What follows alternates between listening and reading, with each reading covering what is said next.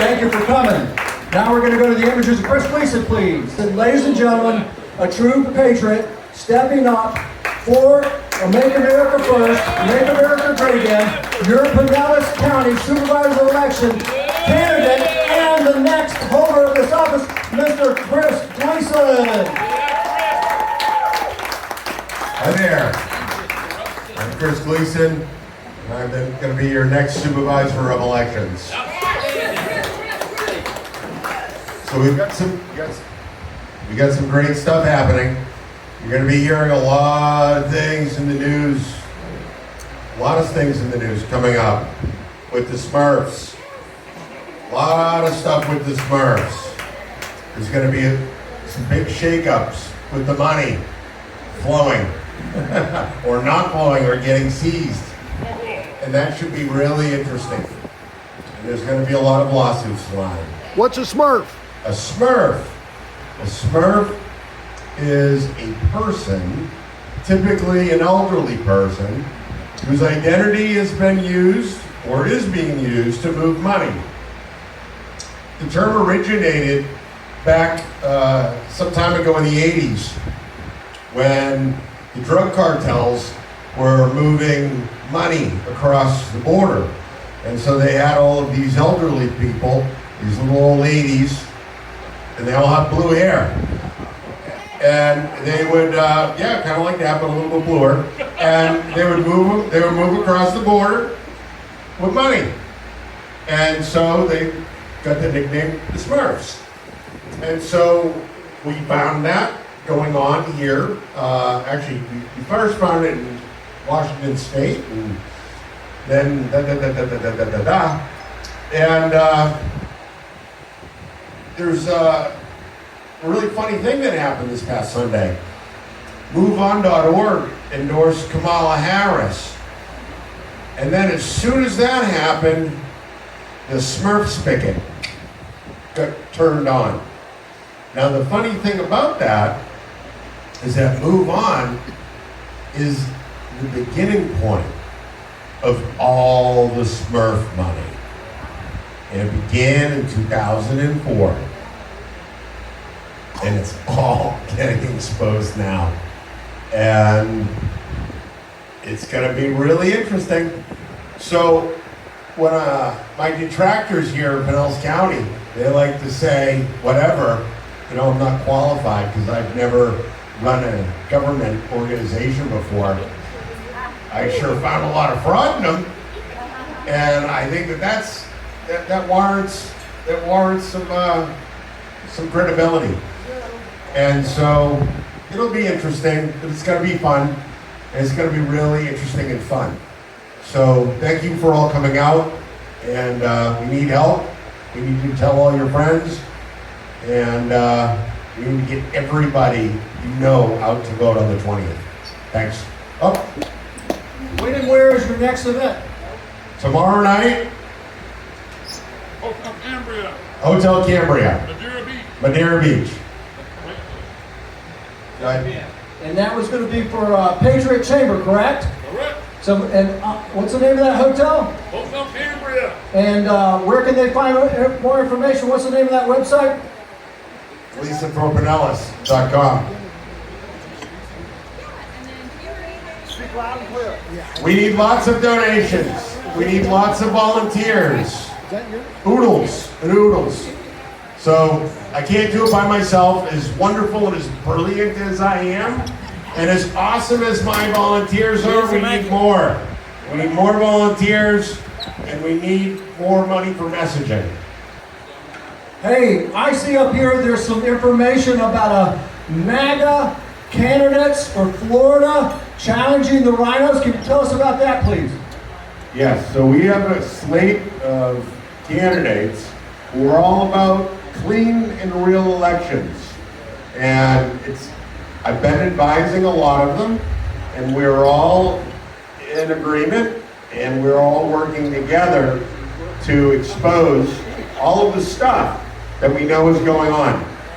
And each one of us has a different story, but we have this one common thing that we've all been exposing, and we've all been seeing all this corruption.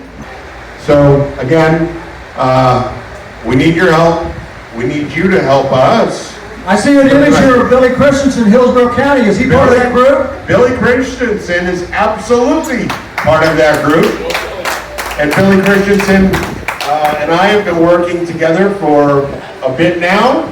And we have been hard at work exposing the election crimes going on by Craig Latimer in Hillsborough County.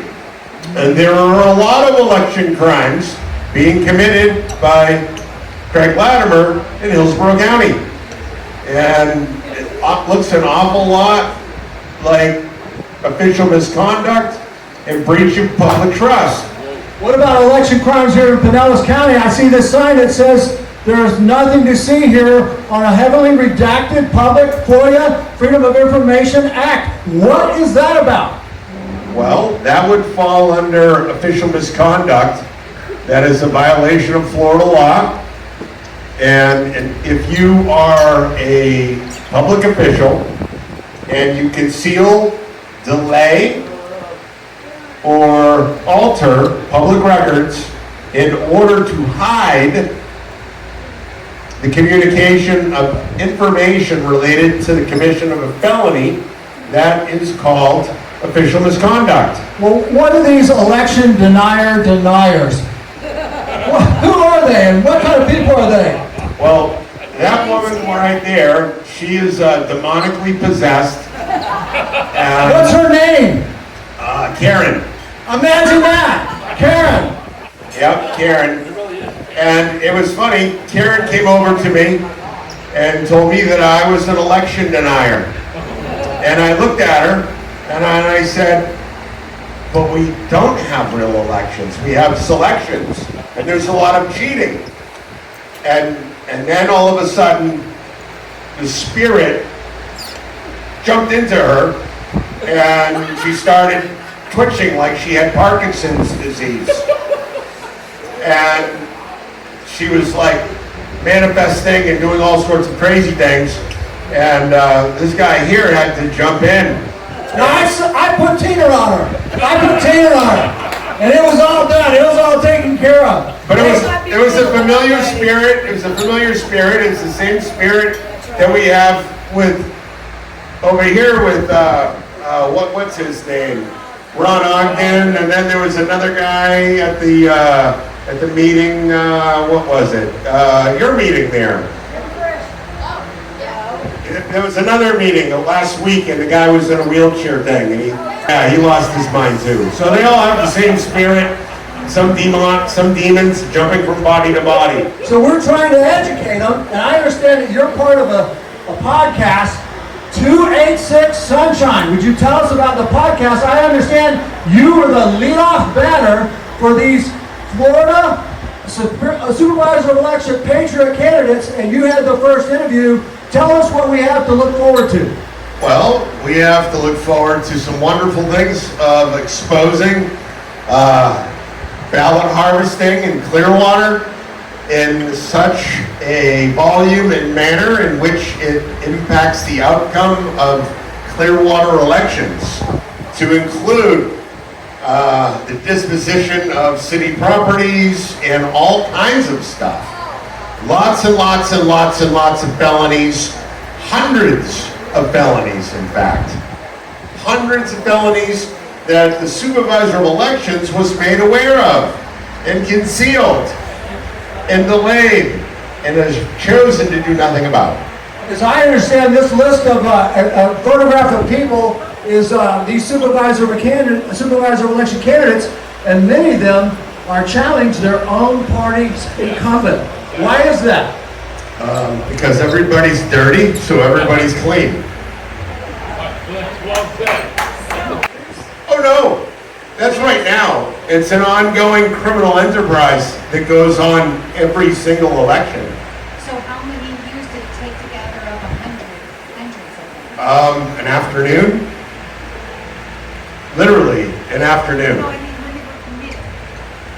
Literally an afternoon. So the day that they sent out all the vote by mail ballots to certain of these addresses, there were hundreds and hundreds and hundreds of people there whose ballots were harvested.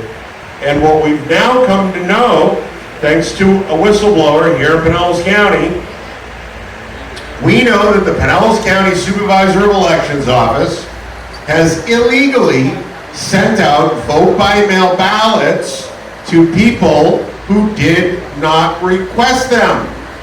That is a third-degree felony in the state of Florida. Thank you, SB 7050. Well, Chris, I understand that there's some other problems. I understand that there is a alleged operation called Shake and Bake, which has been alluded to, which is basically about having two sitting incumbents handling their own ballots. We understand that that's a job and task for the Supervisor of Election, but I understand here in Pinellas that a sitting sheriff running for re-election was transporting ballots in his own re-election. I really don't understand why that would be happening. Why that would be happening? Might have something to do with the fact that there was a criminal enterprise going on. So, how is that possible?